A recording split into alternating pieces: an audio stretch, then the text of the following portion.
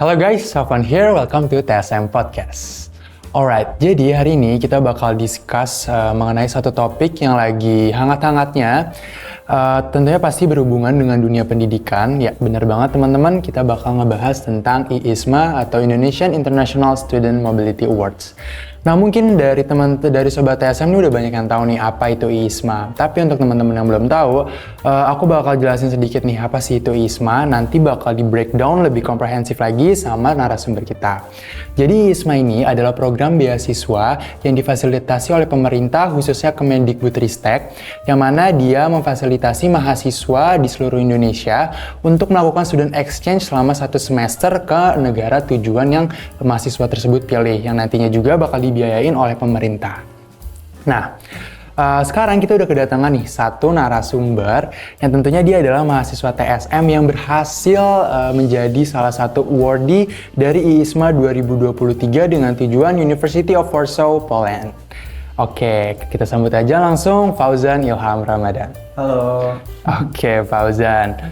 Zan, sebelumnya gue mau ngucapin congrats banget nih karena lo udah keterima menjadi salah satu awardee dari IISMA 2023. Oke, mungkin sebelumnya lo boleh deh kenalin diri dulu ke sobat TSM.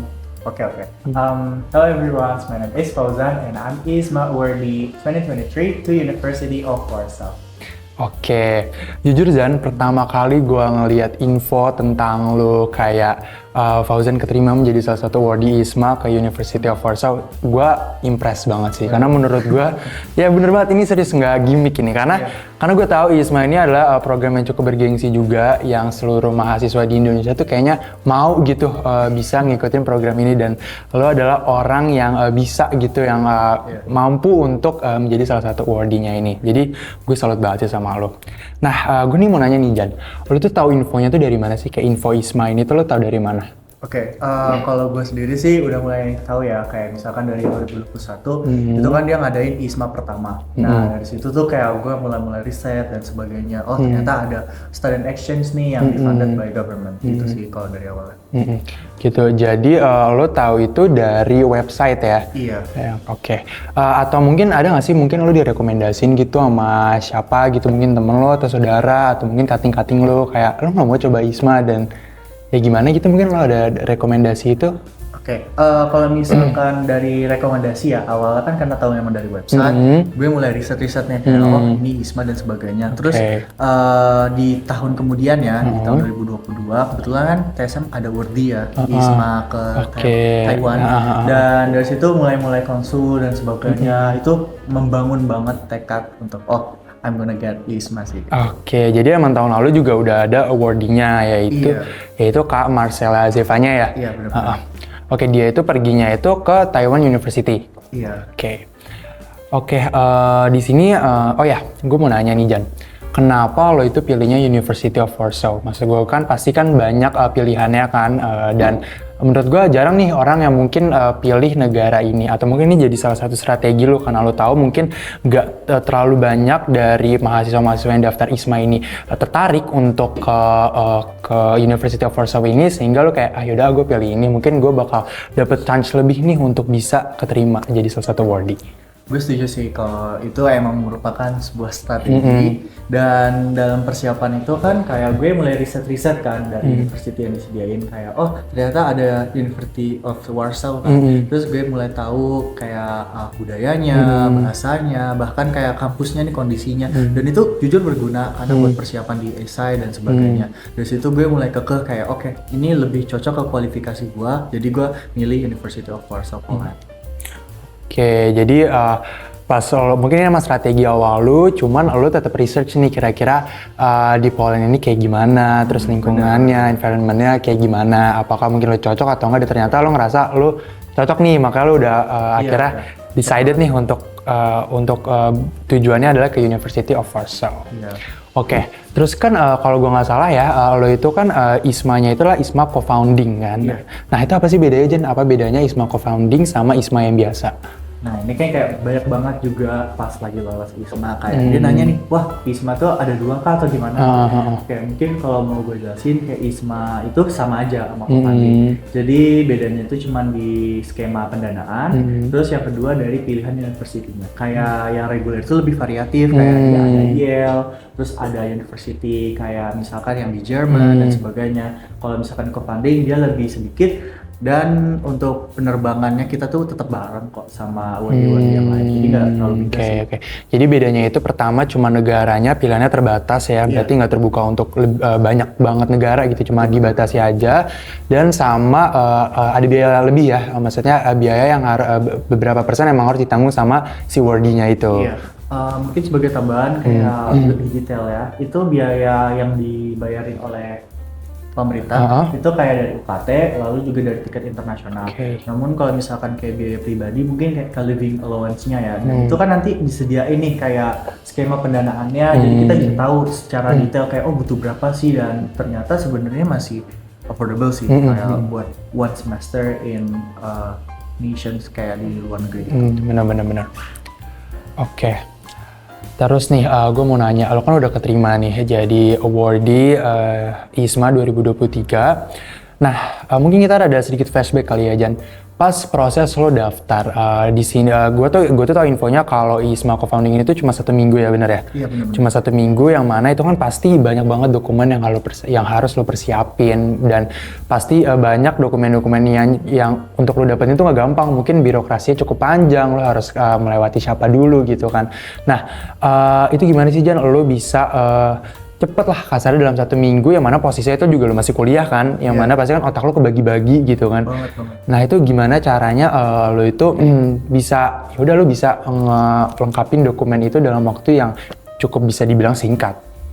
Kalau misalkan dari persiapannya sendiri sih itu kan 1 minggu ya, jadi gue bersyukur banget dari kontribusi kampus kita. TSM ini dia nyediain fasilitas kayak dari kantor internasional, kayak kita mungkin kenal ya JRO.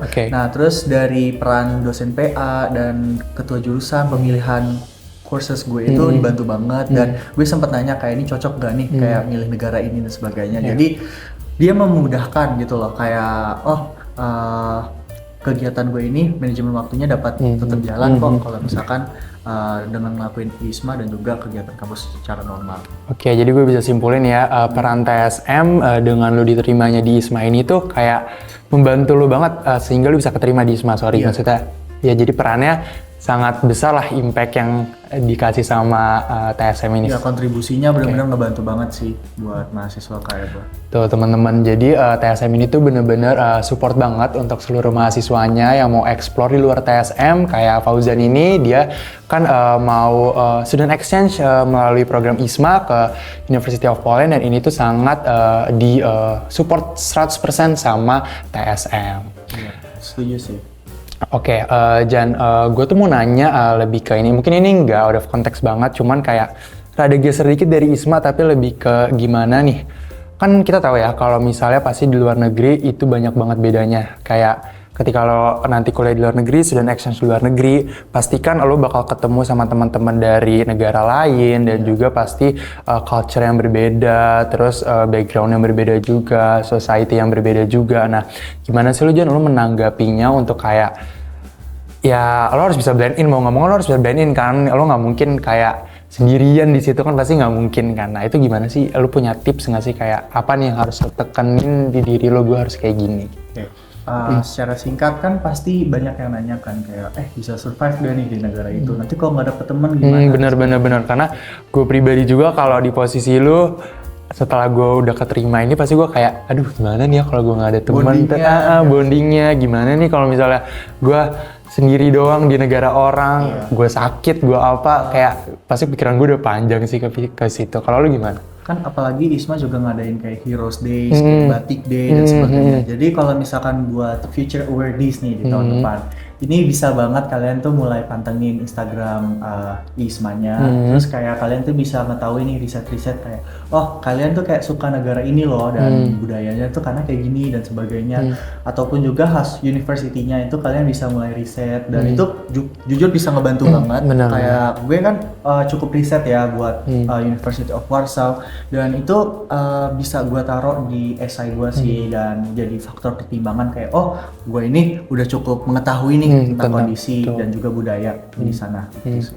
Oke, kalau kita ngomongin tentang culture nih yang ada di Poland berarti apa sih menurut lo budayanya atau sesuatu hal di Poland yang kayak lo yang bikin lo kayak yang memantapkan ambisi lo kayak udah fix gua bakal ISMA-nya di University of Warsaw di Poland. Apa sih? Oke, University of Warsaw itu terkenal dengan public university yang emang top nomor 1 di Polandia. Kemudian juga by QS ranking dia itu udah peringkat 260-an. Jadi itu justru kayak menjadi konsiderasi gua. Di samping itu dari budayanya dan fasilitas di University of Warsaw dia ada kayak perpustakaan dengan desain interior yang oke banget buat di negara Eropa.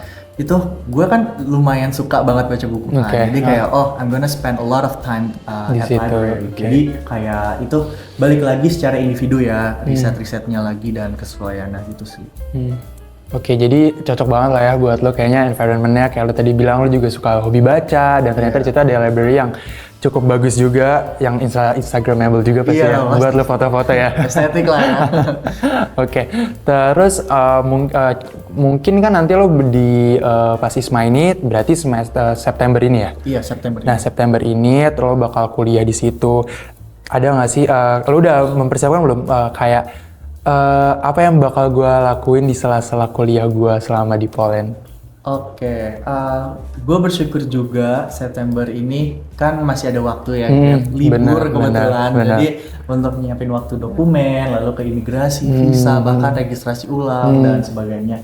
Paling juga sama mempersiapkan bahasa Polish. Karena menurut gue untuk lo yang kayak ISMA kan kita pakai bahasa Inggris, tapi alangkah lebih baiknya kalau kita bisa respect dengan mempelajari bahasa mereka dan itu juga bisa jadi strategi kita buat ngebonding, memperkenalkan budaya di Indonesia dan sebagainya. Itu sih paling itu persiapan gua. Oke.